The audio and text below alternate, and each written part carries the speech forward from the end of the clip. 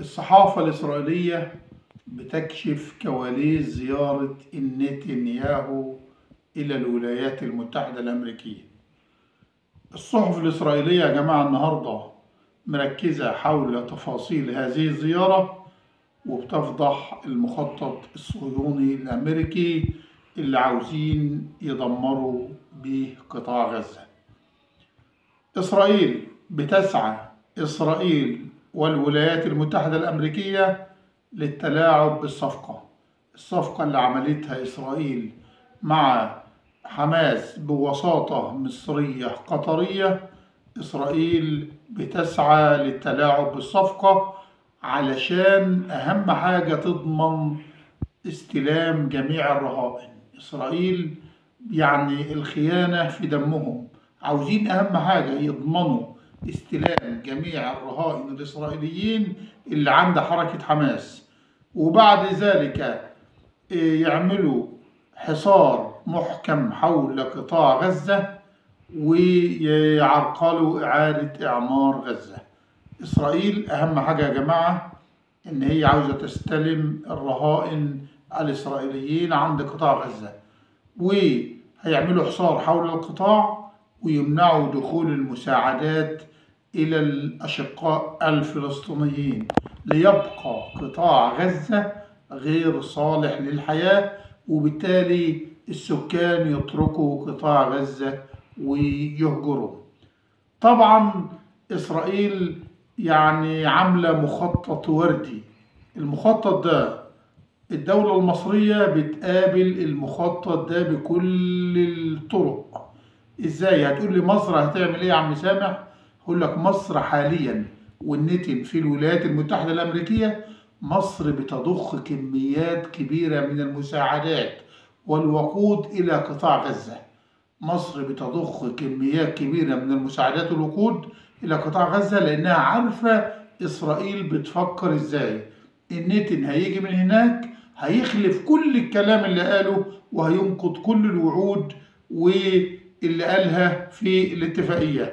أيضا مصر بتسعى مع الأشقاء لحشد إجماع عربي علشان يضغطوا به على الولايات المتحدة الأمريكية وعلى الصهاينة. مصر يا جماعة يعني بتتعامل باحترافية مع المخابرات الإسرائيلية.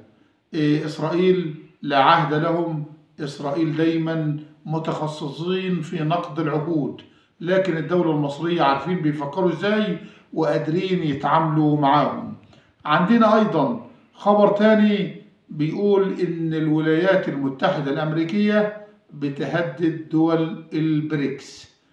أمريكا حست بخطر، علشان كده يعني النتن يعني ترامب طايح في الجميع، بيهدد دول البريكس والمرة دي على جنوب أفريقيا، وعلى طول بيقطع المساعدات الأمريكية عن جنوب أفريقيا، وضاغط على جنوب أفريقيا لأنها جنوب أفريقيا دولة مؤثرة من دول البريكس.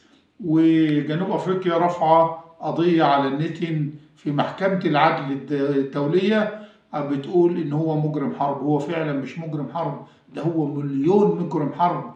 نتنياهو سبب رئيسي في تدمير قطاع غزة وجنوب لبنان والدولة السورية.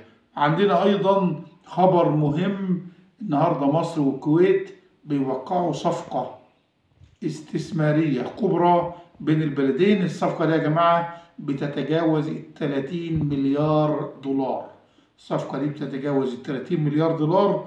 الصفقة دي هتبقى استثمارات في الأراضي الزراعية، 150 ألف فدان. الكويت هتقوم باستصلاحهم وزراعتهم، وأيضا مشاريع في التموين العسكري، وأيضا مشاريع في تطوير وتوسعة المواني والمطارات المصرية. الكويت بترد الجميل للدولة المصرية. الصفقة دي يا جماعة رد للجميل للدولة المصرية. المخابرات المصرية منذ فترة يعني مش بعيدة يعني وضحوا للأشقاء في الكويت المخطط اللي بيدعو لتدمير الكويت. كان فيه انقلاب على الأسرة الحاكمة في الكويت، والمخطط ده المخابرات المصرية كشفته وقدرت إن هو يتعرف الأشقاء في الكويت، والأشقاء في الكويت يتعاملوا مع المخطط ويحلوا مجلس النواب. وزي ما احنا عارفين إن الكويت فيها عدد كبير من الإخوان المتأسلمين اللي عاملين دربكة في الكويت وفي دماغ الأسرة الحاكمة. يا جماعة، الدولة المصرية بتتحارب محاربة شرسة في الفترة الأخيرة، وخاصة بعد رفض التهجير من الإدارة المصرية. الرئيس عبد الفتاح السيسي برغم كل الإغراءات لكنه واقف على أرض صلبة، وجيشه في ظهره وشعبه في ظهره. والراجل ده يا جماعة شعبيته زادت كتير قوي في الفترة الأخيرة، يعني علشان التهجير وعلشان رفضه للتهجير. حتى الإعلامي محمد ناصر، يعني الإعلامي محمد ناصر اللي كان واحد من أشد أعداء الدولة المصرية، إن إحنا ليه نقف كلنا مع السيسي ومؤازرته للرئيس عبد الفتاح السيسي في رفضه للتهجير. ولا هزار كل الشكر والتحية ولا حركة ومقلب والحاجات دي لقيادات الدولة المصرية.